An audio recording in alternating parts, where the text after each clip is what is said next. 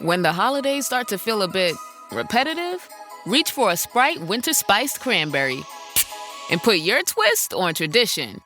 A bold cranberry and winter spice flavor fusion, Sprite Winter Spiced Cranberry is a refreshing way to shake things up this sipping season. And only for a limited time.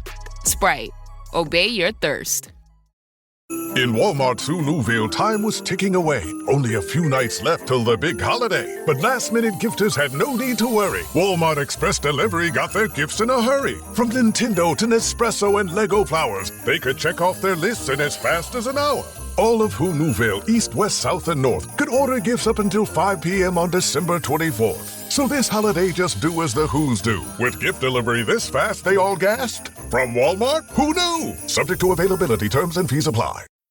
Here's my 30-second story with Guinness. As soon as my sister and I get home for the holidays, we don't even unpack. We head straight to our pub. The bartender already knows our order, Guinness and fries. We laugh all night, catch up with old friends, and walk home with faces sore from smiling. It's one of my favorite nights of the year.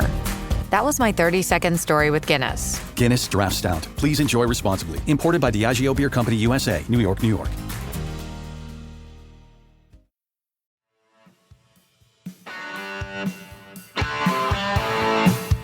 You're listening to Achtung, Millwall, broadcasting from the beautiful South Birmingham. Accept no substitute.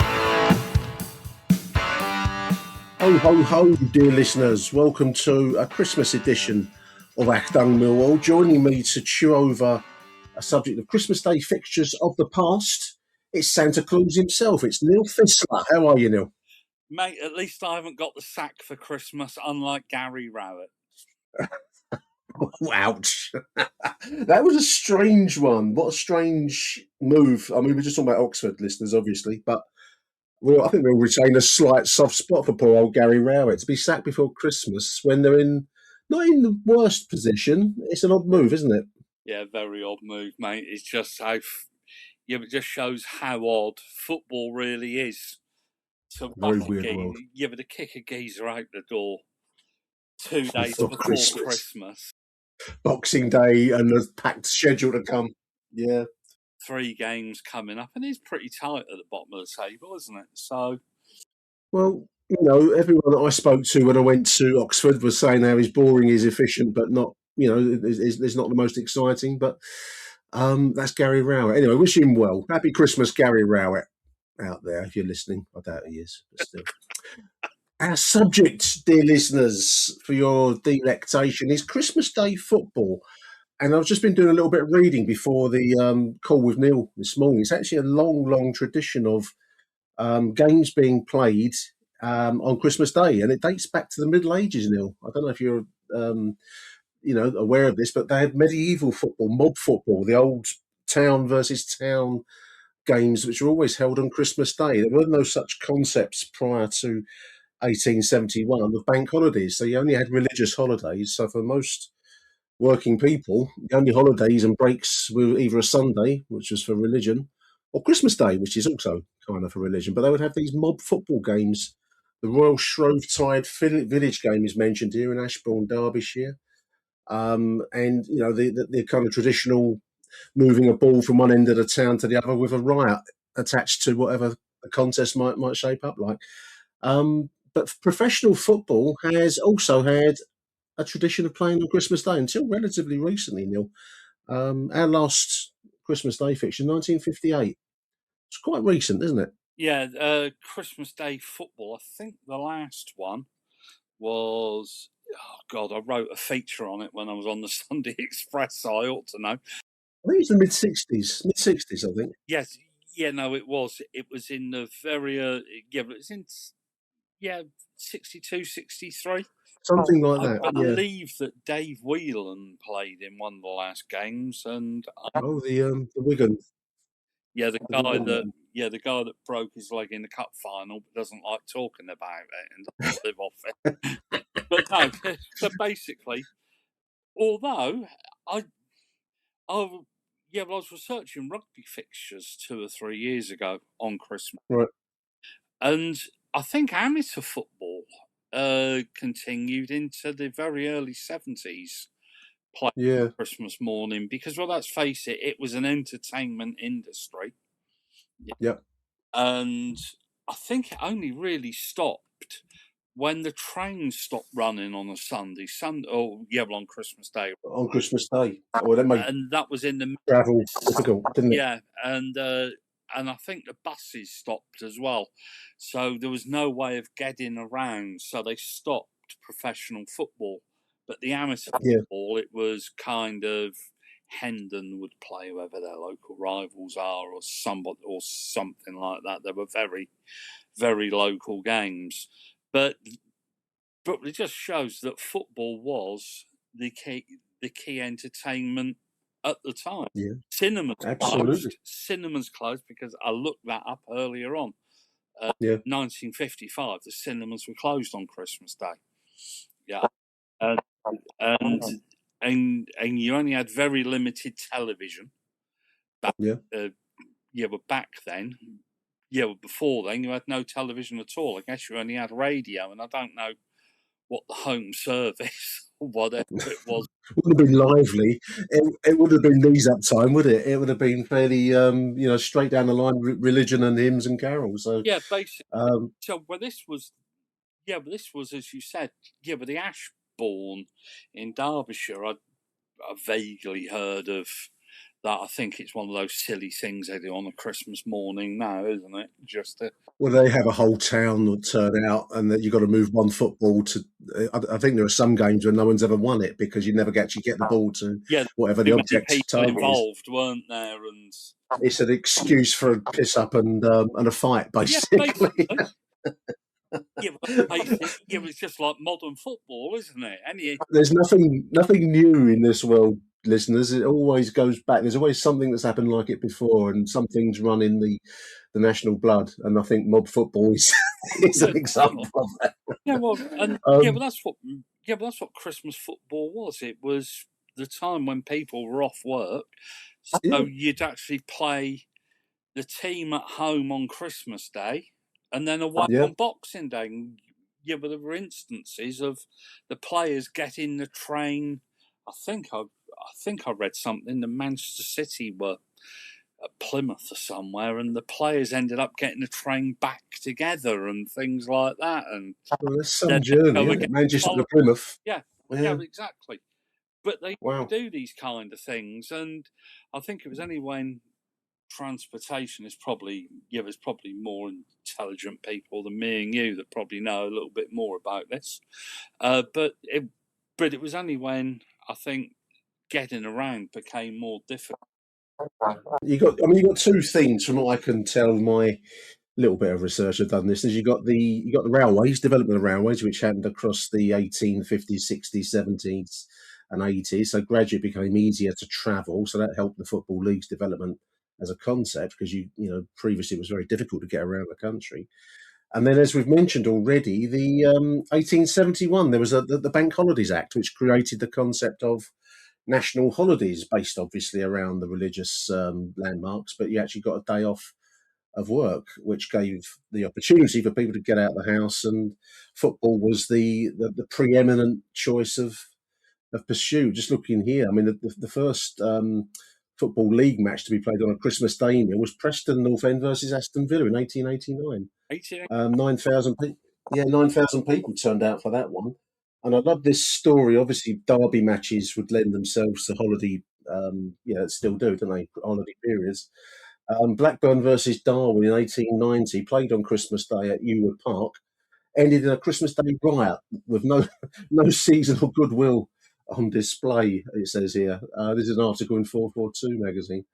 So, it was always a bit of a contentious one. And obviously, there was always the religious objections with some saying that you shouldn't play on Lord's days. I mean, we had this until the 70s with Sunday football, didn't we? And it's a relatively recent development in their professional sport. On Sunday. Yeah, I guess we did. And we're just thinking about it. I guess that Beeching probably played a little part in it by closing up the railway. Kia Starmer of the day. Yeah, he closed down most of the branch lines. Many villages across the country were connected. Exactly. And suddenly they weren't. Which didn't help. Making it a lot more difficult to move around. and priorities changed, I guess. So, Yeah, Christmas Day football. Yeah, but to be honest, yeah, but I do wish it was Christmas Day football because otherwise it's like well, mate, boring enough, isn't it? who wouldn't get a chance to get out of the house for a game of football? But you're right. I mean, obviously, the last fixture played on a Christmas Day was in the mid-60s, it seems, and that will coincide with the cutbacks in the railway system. Actually, it's an interesting point because one leads into the other. Rather, if you can't get to a football match, then you're not much point in playing it. But there we are. So yeah, Christmas Day fixtures, a very common feature of the game in its early years. I picked out three random fixtures from Millwall's history for us, Neil, and I've picked out one from 1903, mostly because we didn't seem to like Christmas Day fixtures very much, and this was the only one I could find, the first one I could find that was a win for the Lions on Christmas Day, 1903. QPR 0, Millwall 2, goals from R. Jones and Maxwell. That will be Richard Jones and Willie Maxwell. Played in a competition called the London League in front of 10,000 spectators at QPR's then ground, which is at Kensal Rise, West London. They've had about 20 odd grounds in their time, the most in football. They moved around a huge amount. And this one was played at Kensal Rise, Neil. Yeah, well, I bet you're in a bigger dump than Loftus Road. But no, but the London League, very interesting because this was actually we'd actually resigned from the Western League to go to concentrate on the London League. It was but back then we played in the Southern League, and then you had like a midweek league and things like that. And they also played Saturdays. They also played in the London League. So I think at one stage, I think the season before this, I had a little look, and we'd played something like 70 odd games. Free league and friendlies and whatever else. But in this season, we actually dropped out the Western League to actually devote more attention, according to the Athletic Chat or newspaper. Yeah. George Saunders was the manager, wasn't he? 4 years after being evicted from the Athletics ground. So, we moved to North Greenwich. It wasn't a great period in our history. We kind of drifted, I think. Tottenham and Southampton were the strongest teams in the Southern League. We struggled to keep a pace with them, but for some unknown reason, this season, 1903, 1904, we actually won the Premier Division of the London League. Unbeaten, winning it's a funny old games. Strange. I mean, obviously, the Southern League would be a rival to the Football League. It was seen as the major competition, which was equally.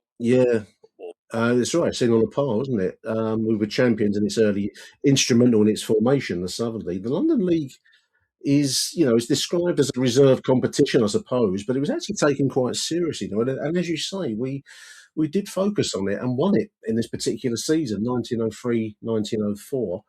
The London League began in 1896 and actually ran as a decreasing seniority until the early 60s when it was merged in with other old names. There's some old league names here, the Etolian League, the Spartan League, and eventually it became the South Midlands League, strangely. But yeah, we were champions, 1903, 1904. I do have a match report, so that shows you that it was taken reasonably seriously. In fact, they had a reporter there to feedback on this 2-0 win for the Lions. I'll read it. There's not a huge amount of it. QPR 0, Millwall 2 at Kensal Rise before 10,000 spectators. At the interval, nothing had been scored, but in the closing half, Jones and Maxwell both got through for the Lions, who won by 2-0. And there's a separate paragraph. A rough game at Kensal Rise, Neil. Rough game at Kensal Rise. The game between Queen's Park Rangers and Millwall in the London League at Kensal Rise was won by the Dockers by 2-0. But the game was not one of the most pleasant. Some roughness being introduced, which might have been avoided. Indeed, it was only on rare occasions that all the players were on the field at the same time. It goes on, injuries helped Millwall. Just after resumption of the first score which came from the foot of Jones, but Hitch had just previously been crocked and retired, this causing the Rangers' defence to be weakened. Willie Maxwell got through just before the finish.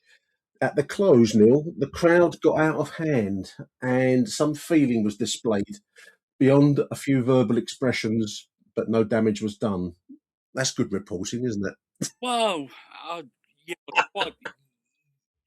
quite like to know what kind of aggro was involved. Was it stone throwing, like I think we had around about that time, didn't we?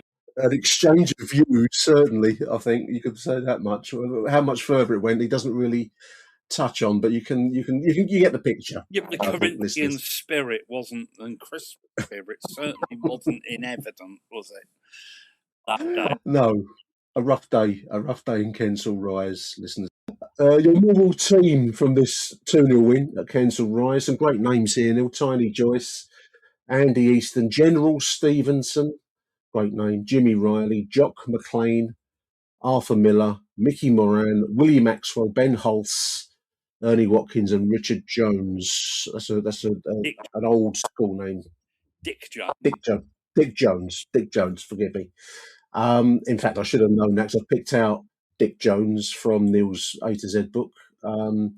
Picture of him there. Richard Jones, obviously, is his full name. Dick Jones, informally. A forward for us, Neil. Played in 2 spells, 1900, 1901, then 1902 to 1910. 328 games for us, listeners. 85 goals for Dick Jones. Quite a figure in Millwall history, really, Neil. That's quite a record. 328 games and 85 goals. A product of the Glengall Road Board School on the island. It went off to have a remarkable effect with Millwall, where he won the London League we're talking about and the Western League twice. One of 3 brothers to appear for Millwall. Dick was brought up on the island and, despite his English birthright, would win 2 Welsh caps. That's unusual, isn't it? 1906, was an honour which evaded his 2 Welsh-born brothers. A tireless 90-minute performer, he served the club as assistant trainer and then between the wars as trainer again, and would later work as a general labourer until he passed away, which was in 1943. He died in Kennington. Dick Jones, quite a figure in Millwall history, actually, Neil. Yeah, Dave Sullivan tells good story because I think Dick Jones's relatives contacted Millwall at some stage. Right. Yeah, but he obviously shouldn't have played for Wales. But I think the fact that his 2 brothers had, but he had 2 Welsh-born brothers, and I think back then you chose your country, didn't you? There was no formal qualification process like you might have now. It was whichever country you nominate as yours. I suppose he must have seen himself as a Welshman, I guess. I don't know. But he also had a name, didn't he? So very much so. It's almost as bad as Cascarino and the Republic of Ireland. It goes down that road, yeah. But I mean, he would have qualified under the modern day grandparent rule, but I don't think that existed back then. So but that would have been qualified a choice. Under the parent rule. Yeah, I guess. Yeah, that directly. So there we are. Dick Jones, listeners, not a name I think we've mentioned very often on these shows that Neil and I do. So it's great to give him a chance for his name to be mentioned. I picked out the second goal scorer, Willie Maxwell, Neil, Scotsman, obviously, born in Arbroath, 1875, 88 games for us, just in a short 2-year spell, 1903 to 1905, 88 games, 57 goals. That's quite a track record as well. Various Scottish clubs, Arbroath, Dundee, Hearts, Third Lanark, before coming to England, Sunderland, and Millwall, Bristol. And then, interestingly, to Belgium, Leopold FC coach in 1909 and Racing Club de Paris in 1914. And then Belgium after the war as well, with Cercle Bruges. Interesting character, Willie Maxwell, a solicitor's clerk who had a natural gift in marksmanship, football marksmanship. Prolific goalscorer with Stoke. Made one appearance for the Scottish League, so that was a league side. And then came to Millwall. After his career, he enjoyed a long career coaching in Belgium, whom he helped to win Olympic gold medal in 1920. And he represented Belgium at cricket. How about that, Neil? That's an unusual sports career, isn't it? Yeah, not a bad one, really. I think he I think he worked in Belgium until Uncle Adolf walked in. Who was no cricket fan, I believe. Yeah, but I've got to be very careful what we say, just in case. Just in case people take us rather too seriously that World War II started to prevent Millwall being in the first division. We've said that before. It certainly succeeded on that front. That's for sure. There we are, Willie Maxwell, listeners. That's the game we've chosen from the early 1900s, Christmas Day 1903, QPR 0, Millwall 2.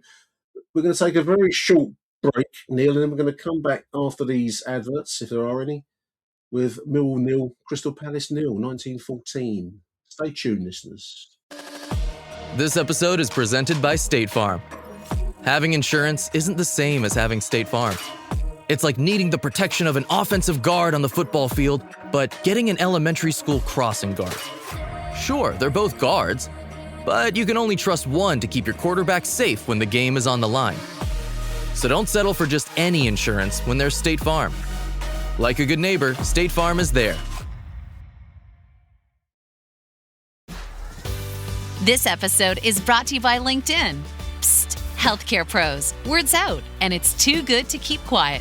Look, LinkedIn is revolutionizing job hunting, making it possible to search by specialty, shift preference, and salary. Endless scrolling is out. Whether it's a mental health therapist or dental hygienist, finding the perfect role is faster and easier than ever. Head to linkedin.com/healthcare and start your search today. Oh, Hilton Stay, oh, Hilton Stay, your beds are soft and cozy.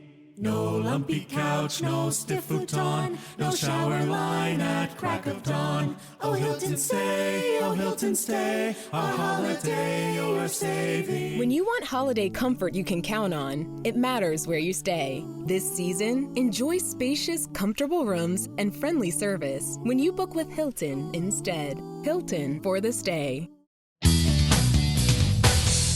Achtung, Millwall. Welcome back, listeners. Now, I've chosen this fixture, Neil, not because of any spectacular scoreline, but it just struck me as quite poignant. Christmas Day 1914 is very famous, not so much for league football, which we'll come back to, but obviously for the games played on the Western Front. Football matches, allegedly in some cases, played between our troops and Germans in no man's land, and it just the contrast between football, league football, in this case, Millwall 0, Crystal Palace 0, at Coldblow Lane, in front of 20,000, and the First World War going on in Belgium. It's quite a contrast between the two events in a way, isn't it? It's quite a controversial thing to play professional football in the first year of the First World War. Yeah, it was almost, I think, when World War II broke out, they actually abandoned the season, didn't they? Immediately, yeah. Yeah, with 4 games in. But the First World War, they actually saw out the 1914-15 season.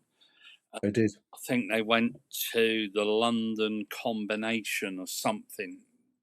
They went to wartime approaches, didn't they? Yeah, basically. And it must have been a very controversial thing, because obviously World War I was declared on the 28th of July. So this was virtually 6 months later, and you can imagine it was highly controversial. Yeah, we can imagine millions of people had already gone to met their maker. Yeah, the ultimate sacrifice in those first 6 months, and absolutely. It was a lot of different place, wasn't it? Where there was a lot of pressure put on people to sign up, and conscription, and all kinds of stuff that make your average Gen Z cry in the corner. Yeah, well, true. A few of us Gen Xers might have cried in the corner as well, to be fair. The Lines of the South, James Murray's book, deals with this very, very well, actually. It gives a lot of detail about the highly controversial views of playing continual professional football. Millwall it finished up. Went to a bit of a battle, not for the first time, Neil, with the Daily Mail. Lord Northcliffe accused footballers and football fans effectively of cowardice by not joining the colours and fighting in Belgium. When initially, at least, I think the football authorities took the view that it would be a diversion for those engaged in war work, to have football. And it was initially at the start of the First World War, I don't think anyone truly appreciated just what an onslaught it was going to be. And there was still a slight sense that it was like a Battle of Waterloo was going to happen and be all over quite quickly, and then life would return to normal. But it didn't work out that way. So there was a highly charged exchange of views between the Daily Mail and the Millwall programme, which would be the manager, I guess.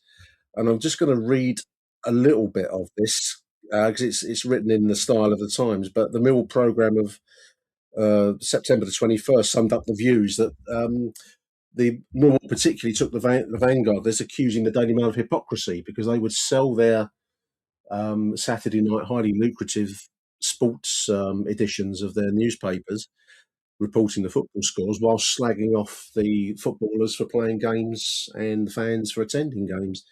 And basically, the Millwall programme made this point very firmly back to them that they were hypocrites and accusing Lord Northcliffe personally of being an unscrupulous newspaper proprietor who would have treated the contracts of the footballers, this is a bit flimsy, treated the footballers' contracts, saying they should have been cancelled, with the same sense of honour, in inverted commas, as was shown by the Kaiser in his treatment of Belgium at the start of the war, i.e. he invaded them.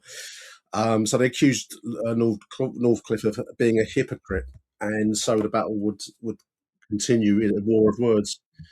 But it was highly controversial, and as you've said already, it was the only season ever played, professional season ever played, really, in a time of war.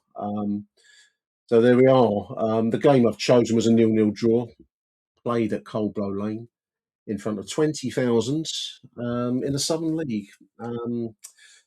There's one thing that fascinated me from the newspaper report here.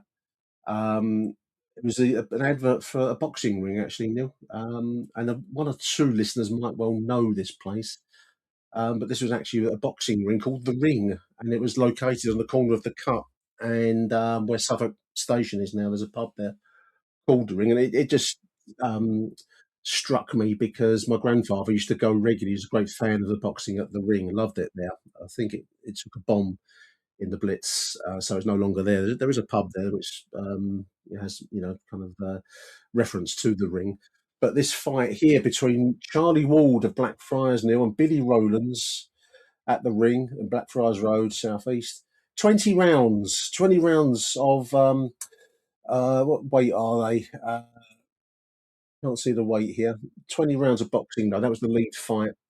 And then a whole series of other fights, including a Joe Starmer versus Duke Lynch of Camberwell. I don't know if that's Keir's dad or grandfather. I doubt it somehow. But there we are. The Ring. Just what I'd mention that in passing. But this was the game, 0-0. Big contrast, of course, with the games played in no man's land on Christmas Day. I just thought it was quite a poignant little contrast to draw as we're doing Christmas Day football now. Yeah, Joe Starmer. No, I don't think he was. He was from Kettering. I'm just having a look up as well. One must have one's little joke, mustn't one? Yeah, 53 fights, 26 KOs, okay. Lost 19, knocked out 5 times, and 8 draws. The Ring.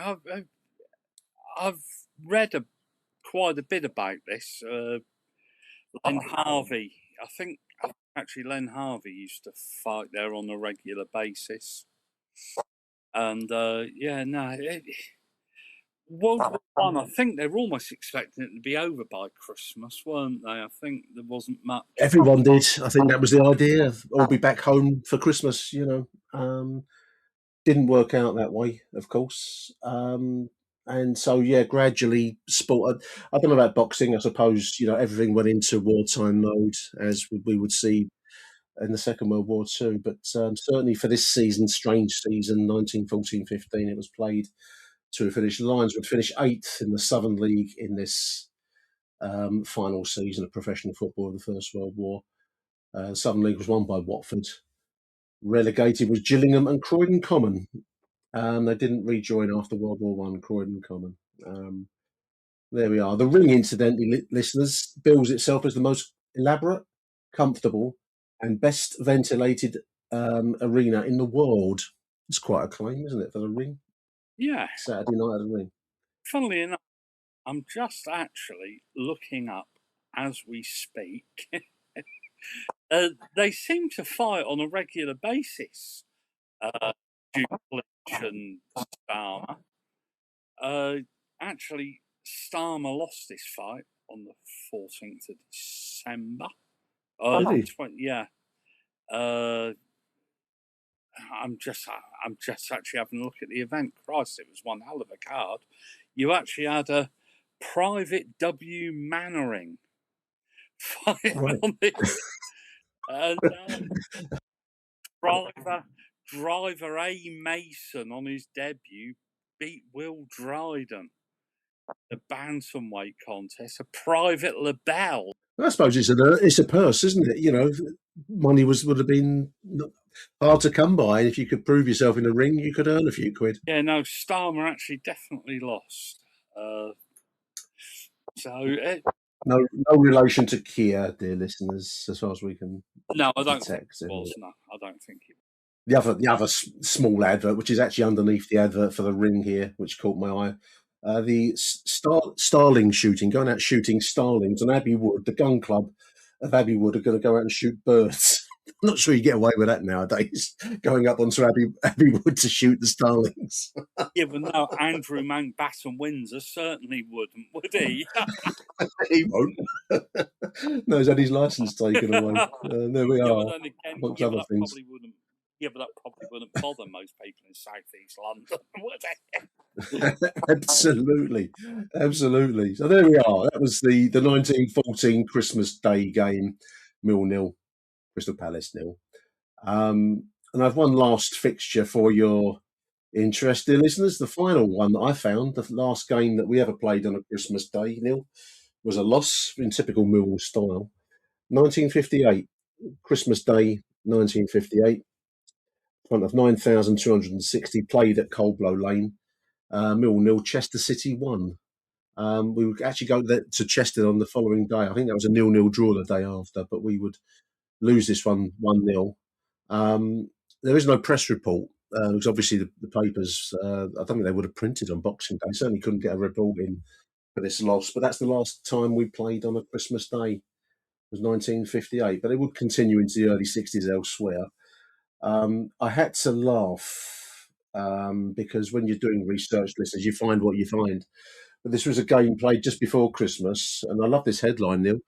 Mill 2, Gillingham 0. This is a couple of days before this Christmas Day fixture.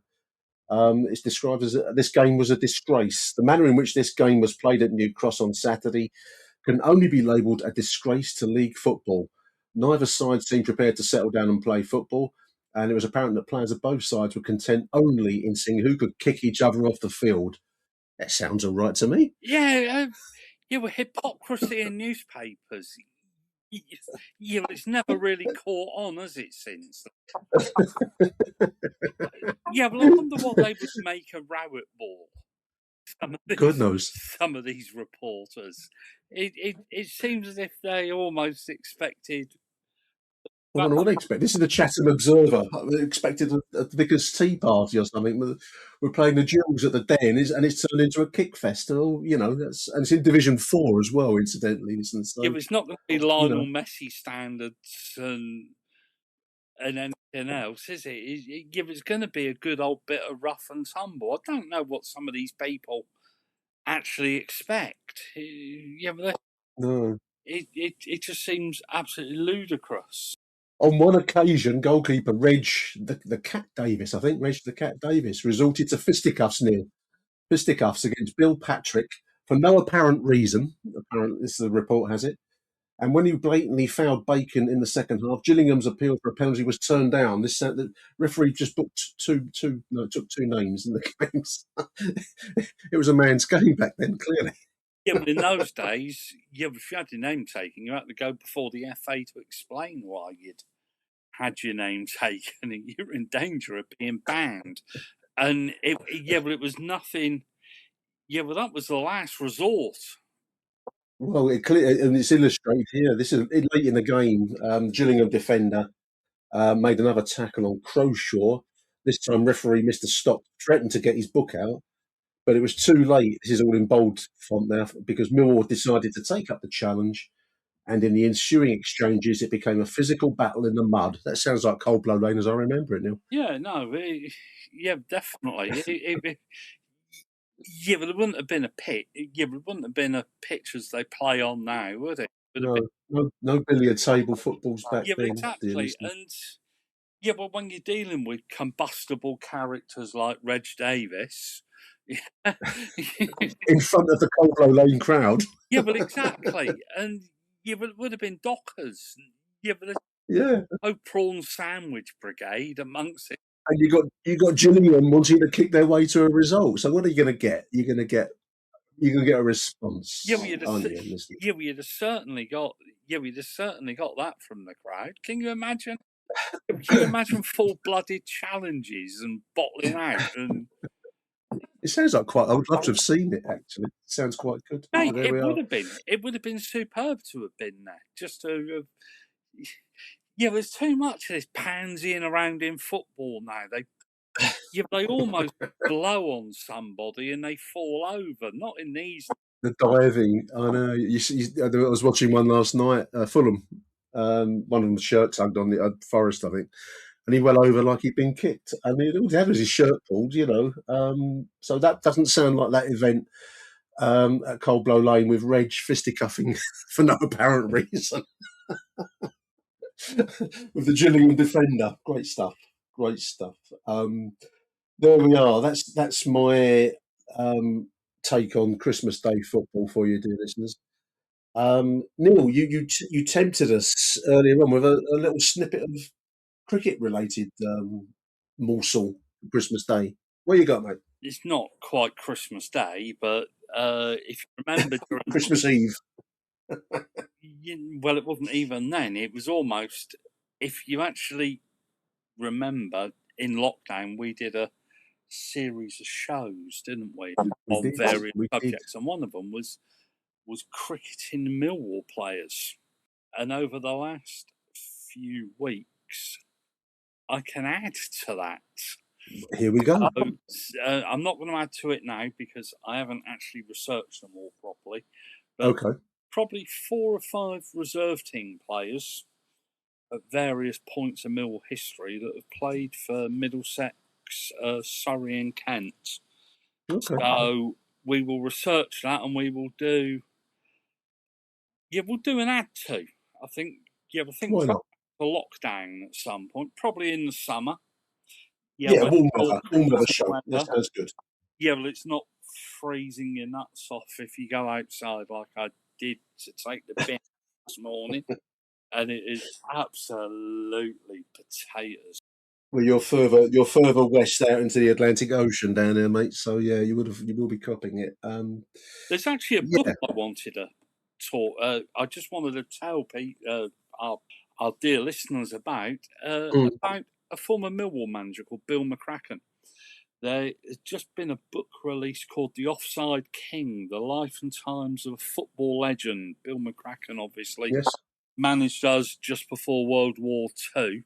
It's heavily a Newcastle United book, but it does go into Bill McCracken. It says, brought up in Belfast, Bill was a much-wanted talent at fullback with Distillery, became a key figure in the Magpies' great Edwardian lineup. Well, what's not to like about Edwardian?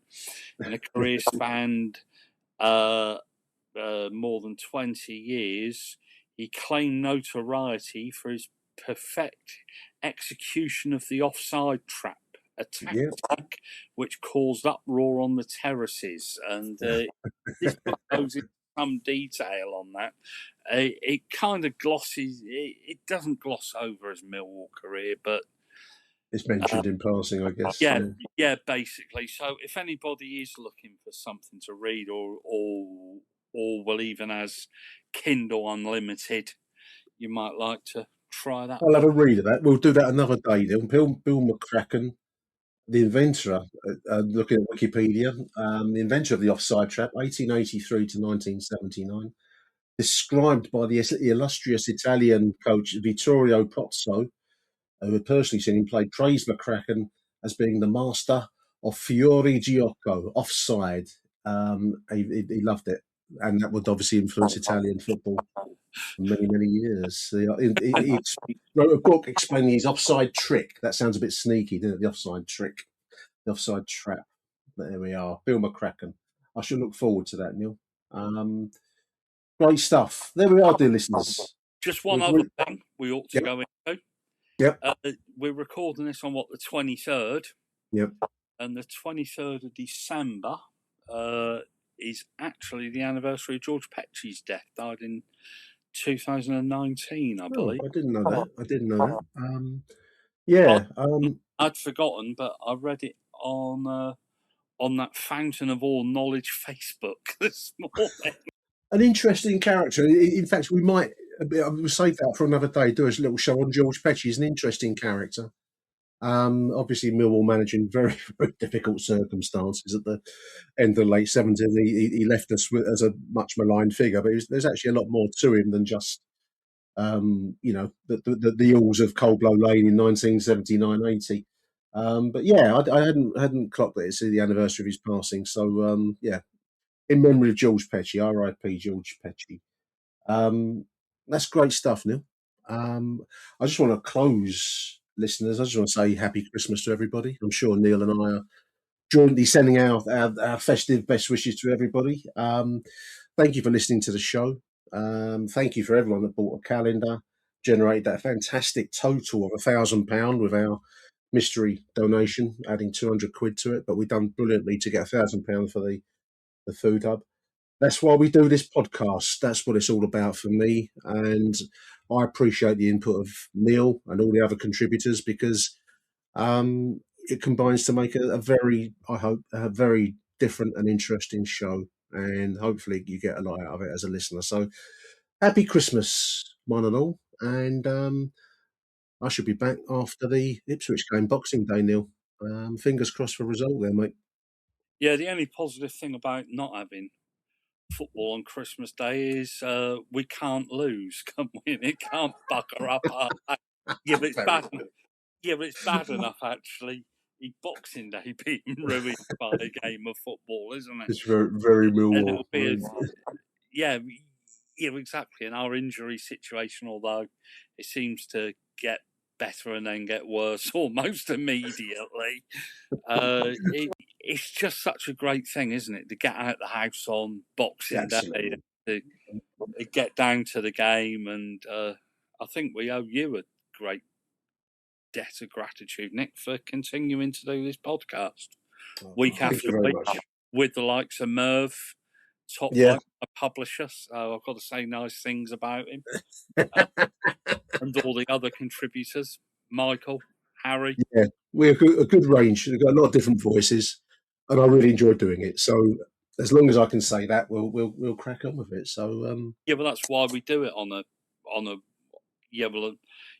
a Tuesday afternoon. Yeah. What else will we do? 2 days before Christmas. It's going to be a lot better than doing housework. That's for sure. Yeah, definitely. Great stuff. Big thank you, Neil Fissler. Thank you for joining the show. Thank you to you too, dear listeners. Have a great Christmas, and I'll be back after the Ipswich game. Until the next edition, then, from me, Nick Hart, and Neil Fissler, it's Arrivederci Millwall. Bye for now. Achtung, Millwall. Who do you want to watch? Hey, Ryan Reynolds here, wishing you a very happy half-off holiday because right now Mint Mobile is offering you the gift of 50% off unlimited. To be clear, that's half price, not half the service. And Mint is still premium unlimited wireless for a great price. So that means a half day. Yeah? Give it a try at mintmobile.com/switch. Upfront payment of $45 for 3-month plan equivalent to $15 per month required. New customer offer for first 3 months only. Speed slow after 35 gigabytes if network's busy. Taxes and fees extra. See mintmobile.com.